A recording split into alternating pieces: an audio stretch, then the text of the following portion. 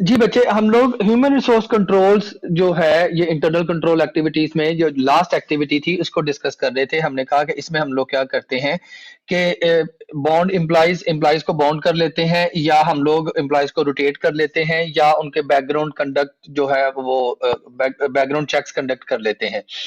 अब bond employ में क्या होता है कि बेटा ऑर्गेनाइजेशन जो है आपकी बिजनेस ऑर्गेनाइजेशन वो इंश्योरेंस ऑर्गेनाइजेशन की तरफ चली जाती है, बिजनेस को इंश्योर करवा लेती है कि अगर बिजनेस को किसी भी फ्रॉड की वजह से लॉस होता है, और अगर वो फ्रॉड एम्प्लॉई ने कमिट किया है उसकी वजह से कोई लॉस हो रहा है, तो इंश्योरेंस कंपनी उस लॉस को फुलफिल करेगी। उसके लिए क्या करना पड़ता है कि हमें इंश्योरेंस कंपनी को अपने एम्प्लॉयज के नाम देने पड़ते हैं कि ये हमारे पास एम्प्लॉयज हैं। तो एम्प्लॉयज को हम लोगों ने बॉन्ड करवा लिया इंश्योरेंस कंपनी के साथ, और कल को अगर कोई फ्रॉड सामने आता है तो इंश्योरेंस कंपनी, आप लोगों को बेहतर पता है कि वो बड़ी आसानी से आपको जो है वो क्लेम नहीं दे देती, वो इन्वेस्टिगेशंस करती हैं, वो बड़ी सी प्रोसिक्यूशन से गुजरना पड़ता है, बड़ी कानूनी कार्रवाइयां होती हैं, तो फिर जाके कहीं ना कहीं आपको इंश्योरेंस कंपनी क्लेम करती है, पता नहीं वो पूरा क्लेम करे या ना करे। तो एम्प्लॉयज को जब ये पता चल जाता है कि जनाब हमारे नाम इंश्योरेंस कंपनी के एग्रीमेंट में है, और अगर एम्प्लॉयज ने किसी ने भी फ्रॉड किया तो सारे एम्प्लॉयज की शामत आ जानी है, उन्होंने तो कटहरे में खड़े कर देना इंश्योरेंस कंपनी ने, पता नहीं किस लेवल की इन्वेस्टिगेशन कंडक्ट करेंगे। तो एम्प्लॉयज के ऊपर एक मॉरल प्रेशर सा जो है ना वो क्रिएट हो जाता है, वो अपनी मैक्सिमम एफर्ट करते हैं कि इस फ्रॉडुलेंट एक्टिविटी से अवॉइड ही किया जाए, किसी भी इस तरह की एक्टिविटी में इन्वॉल्व ना हुआ जाए जो कि फ्रॉड की सेंस में कंसीडर की जाएगी। ठीक है। तो ह्यूमन रिसोर्स कंट्रोल में एक तो ये है कि हम एम्प्लॉय बॉन्ड की तरफ जाते हैं, बॉन्ड एम्प्लॉय की तरफ, और दूसरा रोटेट एम्प्लॉयज, एम्प्लॉयज की जो ड्यूटीज हैं उनको रोटेट कर देते हैं। मैं एग्जांपल इसकी जो है वो अक्सर इसकी एग्जांपल ऐसे ही दिया करता हूं बेटा, कि आप लोगों ने अक्सर बैंक्स विजिट किए होंगे। अगर आप एक बैंक में ऑफ एंड ऑन अक्सर आप जाते हैं, हर 15-20 दिन बाद, महीने बाद अगर आपका बैंक में चक्कर लगता है, तो आप लोगों ने इस चीज को नोटिस किया होगा कि एक एम्प्लॉय कभी किसी सीट पे बैठा होता है, कभी किसी सीट पे बैठा होता है, कोई एक सीट उसके लिए फिक्स ही नहीं होती। क्यों नहीं होती? क्योंकि आपको पता है कि ये जो आपका बैंक है ये एक फाइनेंशियल इंस्टीट्यूशन है, और इसमें सारे का सारा काम जो है जितनी भी एक्टिविटीज हैं वो फाइनेंस के रिलेटेड, पैसे के रिलेटेड ही है। लेकिन एक बंदे को एक ही सीट पे अगर परमानेंट बेसिस के ऊपर हम बिठा देंगे तो वो इतना एक्सपर्ट हो जाएगा कि वो ऐसे एक्सपर्ट वे से फ्रॉड करेगा कि अगला बंदा उसको ट्रेस आउट भी नहीं कर सकेगा। तो हम लोग क्या करते हैं कि एक बंदा एक जगह पे अगर काफी अरसे से काम कर रहा है तो उसको उठाकर कहीं और नेक्स्ट पीरियड के लिए कहीं और शिफ्ट कर देंगे, उसके अगले पीरियड के लिए किसी और सीट पे शिफ्ट कर देंगे, उससे अगले पीरियड के लिए उसको उठाकर हम लोग किसी और ब्रांच में शिफ्ट कर देंगे। ठीक है। तो ये हमारे पास डिफरेंट कंट्रोल्स हैं कि एम्प्लॉय को रोटेट करते रहें, उनकी ड्यूटीज को रोटेट करते रहें एम्प्लॉयज को, ताकि वो फ्रॉड करने की पोजीशन में ही ना आए। ठीक है। इसके दो बेनिफिट होंगे, एक तो ये है कि वो फ्रॉड करने की पोजीशन में नहीं होंगे, और दूसरा ये है कि जैसे ही एक एम्प्लॉय रोटेट होके दूसरे एम्प्लॉय को वो ड्यूटी हैंड ओवर की जाती है, तो दूसरा एम्प्लॉय जब उन चीजों को चेकआउट करता है तो एम्प्लॉय की परफॉर्मेंस सारी की सारी सामने आ जाती है। और जो एक बहुत बड़ा बेनिफिट है वो ये है, जो आप लोगों ने मैनेजमेंट में, प्रिंसिपल्स ऑफ मैनेजमेंट में भी पढ़ा होगा, कि रोटेशन का बेनिफिट एक ये होता है कि कल को अगर शॉर्टेज ऑफ स्टाफ हो जाती है, या किसी स्टाफ मेंबर को ऑन लीव जाना पड़ जाता है, या कोई बीमार हो जाता है, तो उसके हिस्से का काम भी दूसरा बंदा परफॉर्म कर लेता है। रोटेशन का मतलब ये ऑब्जेक्टिव है। लेकिन हम लोग इंटरनल कंट्रोल के पॉइंट ऑफ व्यू से पढ़ रहे हैं रोटेशन को, तो हम लोग तो यही कहेंगे कि रोटेशन से हम लोग क्या कर सकते हैं कि हम लोग अपने जो चांसेस ऑफ फ्रॉड्स हैं उनको मिनिमाइज कर सकते हैं, कि ड्यूटीज को रोटेट कर दें, और उसके बाद रिक्वायर वेकेशंस के अगर उसकी जो वेकेशंस हैं, एम्प्लॉयज जो अपनी वेकेशंस को अवेल करते हैं उनको हम लोग ऑब्जर्व करेंगे कि एम्प्लॉय अगर वेकेशन अवेल कर रहा है तो उन वेकेशंस को किस पर्पस के लिए यूटिलाइज कर रहा है। कि अगर वेकेशन लेके जनाब वर्ल्ड टूर पे चले गए हैं तो कहाँ से आ गए इतने पैसे उनके पास, के जनाब छुट्टी ली है उन्होंने ऑफिस से और चले गए हैं वर्ल्ड टूर पे। तो सीधी सी बात है, इस चीज को देख के अंदाजा लगा सकता है कि कहीं ना कहीं से तो पैसा इस बंदे के पास आया है। अब मैनेजमेंट के माइंड में तो यही आएगा कि इसके पास कहीं ना कहीं से पैसा आया है, तो हो सकता है इसने बिजनेस में फ्रॉड किया हो, तो उसकी जितनी भी परफॉर्मेंस है उसको हम लोग चेक करना शुरू कर देंगे, और अगर फ्रॉड उसका सामने आ जाता है तो जनाब वो पकड़ा जाएगा कि आजा जनाब ये आपने फ्रॉड किया है। जैसे मैं अभी थोड़ी देर पहले एक एग्जांपल दे रहा था, पता नहीं ये एग्जांपल देनी तो नहीं चाहिए मुझे, लेकिन इसको आप लोग सिर्फ अपने एकेडमिक इशू तक ही रखिएगा। जैसे आजकल जैसे आपकी एक पॉलिटिकल पार्टी है पीएमएलएन, उनके ऊपर केस चल रहा है। वो केस यही तो चल रहा है ना कि भाई आपकी जो सैलरीज थी, आपकी जो इनकम्स थी, वो तो इनकम तो आपकी लिमिटेड सी थी, लेकिन आपने इतने ज्यादा सासे जो है वो कहाँ से बना लिए, इसका जवाब दें। ठीक है, तो बिल्कुल एक एम्प्लॉय से भी इसी तरह की क्वेश्चनिंग की जाएगी। उनको कंट्रोल करने के लिए देखना पड़ेगा कि एम्प्लॉय जो अपनी वेकेशंस हैं उनको किस तरह से यूटिलाइज करते हैं और किन एक्टिविटीज में अपने जो वेकेशंस हैं उनको स्पेंड कर रहे हैं। ठीक है, उसके बाद कंडक्ट बैकग्राउंड चेक्स के आप जब उनकी अपॉइंटमेंट्स करते हैं या एक बंदा जॉब को रिजाइन करके जा रहा है तो उनके कॉन्टैक्ट्स नंबर, उनके जो कॉन्टैक्ट्स हैं रिलेटिव्स के, उनके सोशल कॉन्टैक्ट्स हैं, उनको जो है वो अप्रोच किया जाए ताकि पता चले कि एक बंदा जॉब छोड़ने के बाद किन एक्टिविटीज में इन्वॉल्व है या किस तरह के लाइफस्टाइल में वो इन्वॉल्व है, ताकि ये देख लें कि कहीं वो फ्रॉड तो नहीं करके गया और वो फ्रॉड हमें लॉन्ग रन में जाके बाद में पता चले और अभी उस चीज को वो एंजॉय कर रहा है। बहुत दफा ऐसा होता है कि एक एम्प्लॉई आज अगर फ्रॉड करके चला गया तो वो 10 15 20 साल के बाद उसको जो है वो पॉइंट आउट किया जाता है, जी हाँ जी ये आज से इतने साल पहले ये फ्रॉड हुआ था। ठीक है, तो ये बैकग्राउंड चेक्स को कंडक्ट करके भी हम लोग ह्यूमन रिसोर्स को कंट्रोल कर सकते हैं। ठीक है जी, ये हमारे पास कुछ एक्टिविटीज थी इंटरनल कंट्रोल की। उसके बाद हम डिस्कस करेंगे limitations of internal control. Internal control की लिमिटेशंस, जहां पे बहुत से पॉजिटिव पॉइंट्स, बहुत से बेनिफिट्स होते हैं चीज के, कुछ ना कुछ ड्रॉबैक्स भी तो होते हैं ना। तो ये उसकी लिमिटेशंस है इंटरनल कंट्रोल की। Number 1, cost should not exceed benefits.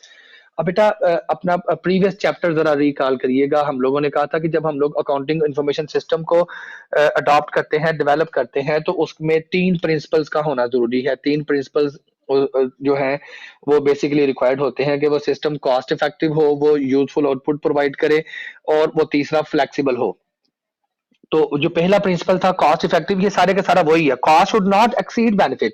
कि जब हम लोगों ने इंटरनल कंट्रोल सिस्टम क्या है कि आपके प्रोसीजर एंड मेथड्स हैं, आपके रूल्स एंड रेगुलेशंस हैं जो आप लोगों ने इंप्लीमेंट करने हैं चेक एंड बैलेंस को मेंटेन करने के लिए, चेक एंड बैलेंस को क्रिएट करने के लिए।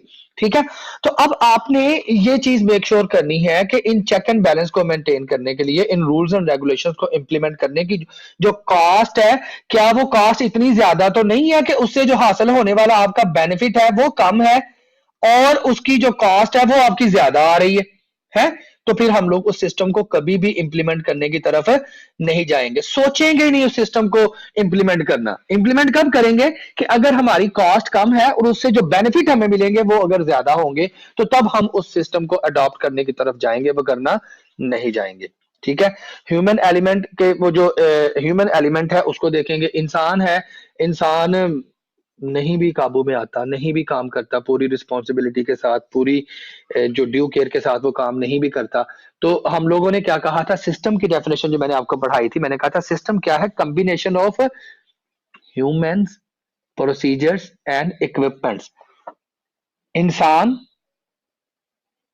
इक्विपमेंट को क्या कहेंगे हम लोग उर्दू में, पता नहीं मुझे उर्दू में क्या कहेंगे। खैर, सिस्टम क्या है, कॉम्बिनेशन है ह्यूमंस का, प्रोसीजर्स का और इक्विपमेंट्स का, या टूल्स कह ले इक्विपमेंट्स को, मतलब ये 3 चीजें मिलकर कोई भी सिस्टम बनाती हैं।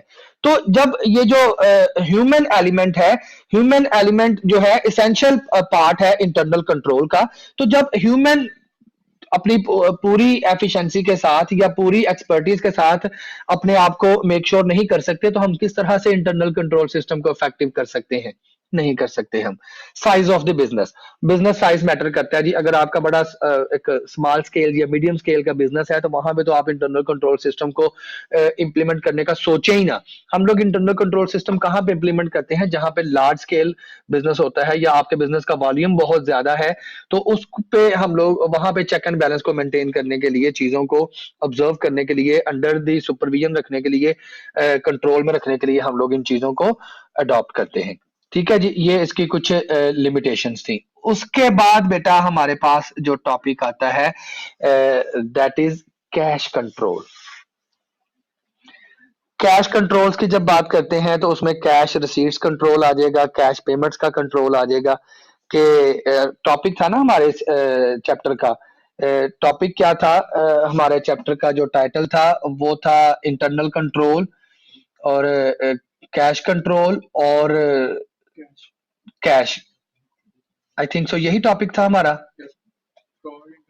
चैप्टर का जो टाइटल था, that was fraud, internal control and cash.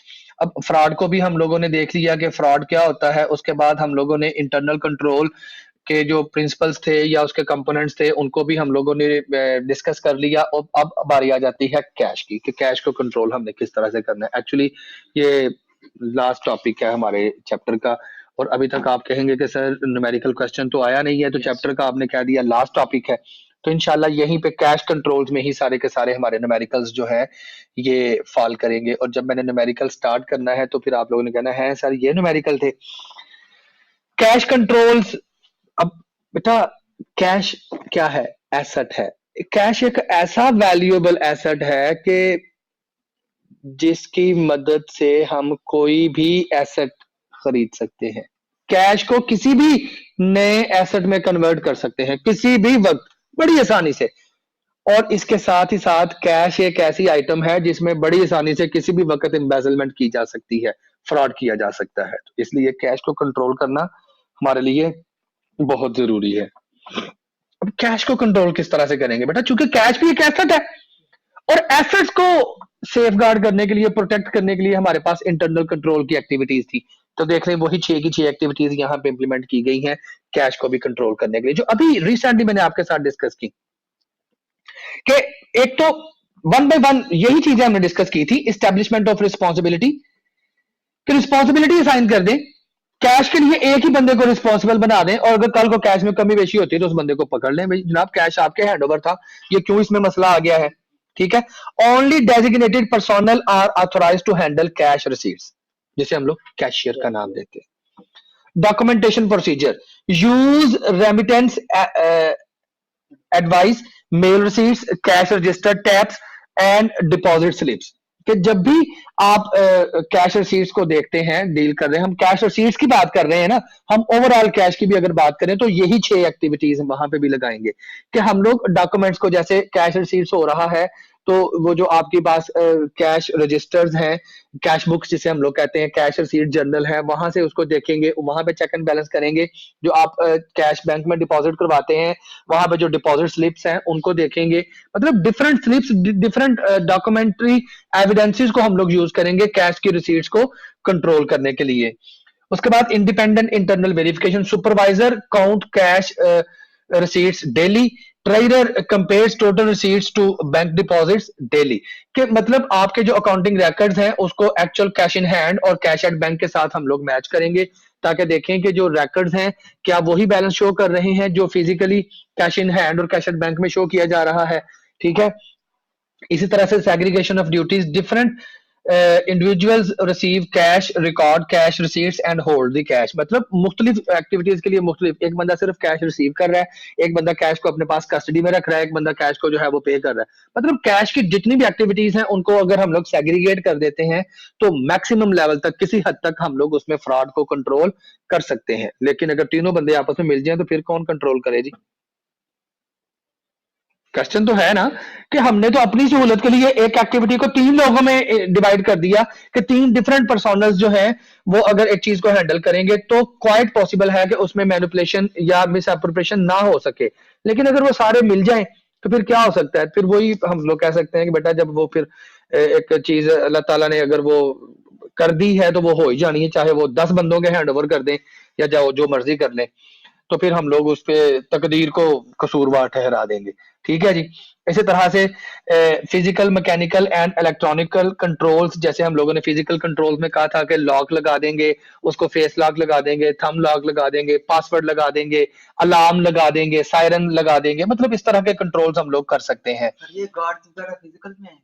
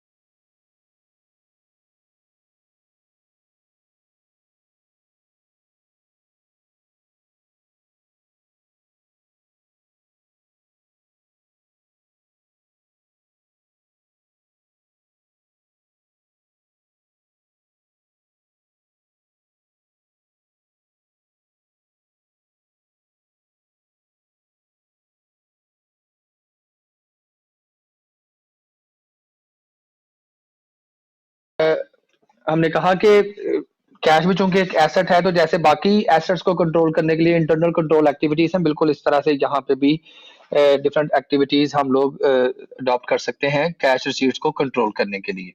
ठीक है जी। उसके बाद नेक्स्ट हमारे पास एक क्वेश्चन है जी, डिस्कशन क्वेश्चन है स्टूडेंट्स, इसको आप देख सकते हैं जी। At the corner grocery store, एक कॉर्नर ग्रोसरी स्टोर है, all sales clerk make change out of one cash register drawer.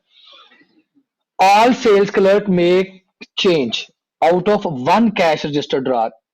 Is this a violation of internal control? क्या ये internal control की violation है? अगर है तो क्यों है? इस क्यों का आंसर आपने देना है। ठीक है, आप लोग इनको जब स्लाइड्स को अपने पास सेव कर लेंगे या अपने पास ओपन करेंगे, बुक के पेजेस जो मैंने आप लोगों को रीड करने के लिए दिए हैं उनको रीड आउट करेंगे तो आपको इसका आंसर मिल जाएगा। और ये आंसर आपको ऑब्वियसली नेक्स्ट टाइम इंशाल्लाह जब मैं क्विज कंडक्ट करूंगा तो उसमें पूछूंगा मैं, तो जिसने पढ़ा होगा वो आंसर दे देगा। उसके बाद है जी, the management of Sewell company ask you, अब कंपनी की मैनेजमेंट आपसे कह रही है एज द कंपनी अकाउंटेंट, कि आप कंपनी के अकाउंटेंट हैं, टू एक्सप्लेन, कि आप एक्सप्लेन करें the concept of reasonable assurance in internal control, कि इंटरनल कंट्रोल में रीजनेबल एश्योरेंस का कॉन्सेप्ट क्या है उसको आपने एक्सप्लेन करना है। And the importance of the human factor in internal control, के एक ये जो ह्यूमन फैक्टर है इसकी क्या इंपॉर्टेंस है इंटरनल कंट्रोल में, ये दो चीजें आपने एक्सप्लेन करनी है, तो ये भी आपने ही एक्सप्लेन करनी है, मैंने नहीं करनी। उसके बाद कैश कंट्रोल्स है जी। Cash consist of, cash cash है क्या, अभी तक कैश कैश की बात कर रहे थे। Cash consist of coins, currency, cheques, money orders and money on hand और on deposit in a bank. मतलब कैश आपकी रकम कोई भी जो है वो आपकी जेब में है, वो बैंक में है, वो किसी से लेने हैं, वो करेंसी की सूरत में है, वो चेक की सूरत में है, वो सिक्कों की सूरत में है, किसी भी सूरत में है उसे हम लोग कैश का ही नाम देंगे। कैश रिसीट्स कम फ्रॉम, अब कैश आता कहां से है? Cash, cash sales, cash sale से कैश आता है। Collection on account from customers, customer से पैसे मिलते हैं तो कैश आता है। Receipt of interest, rent and dividend, interest मिल जाता है, डिविडेंड मिल जाता है, रेंट मिल जाता है तो कैश आता है। ऑनर जब बिजनेस में इन्वेस्टमेंट करता है तो बिजनेस में कैश आता है। बैंक से जब आप लोन लेते हैं तो आपके पास कैश आता है। या proceeds from sale of non current asset, या कोई नॉन करंट एसेट जिसे हम लोग फिक्स्ड एसेट कहते हैं ना, परमानेंट एसेट बिजनेस का, उसको आपने सेल आउट कर दिया और उसको सेल आउट करके आपके पास कैश आता है। ये हमारे पास कुछ कैश के सोर्सेज थे। और उसके पास आ गया ओवर द काउंटर रिसीट, के जब आपको कैश रिसीव होता है तो उसके साथ आप क्या करते हैं, कैश रिसीव हुआ उसकी आपने स्लिप फिल की और स्लिप फिल करके आपने वो पैसे बैंक में भिजवा दिए और स्लिप आपने अकाउंटेंट को भिजवा दी कि अकाउंटेंट भाई इसको जो है वो अपने पास रिकॉर्ड कर ले, और अकाउंटेंट उस डिपॉजिट स्लिप को देखते हुए अपने पास उसकी एंट्री जो है वो रिकॉर्ड कर लेता है। उसके बाद आगे जी मेल रिसीट्स और रिव्यू क्वेश्चन, ये बेटा आप लोगों ने खुद से इस चीज को कर लेना है, और यहाँ तक ही आज का हमारा जो है वो टॉपिक था।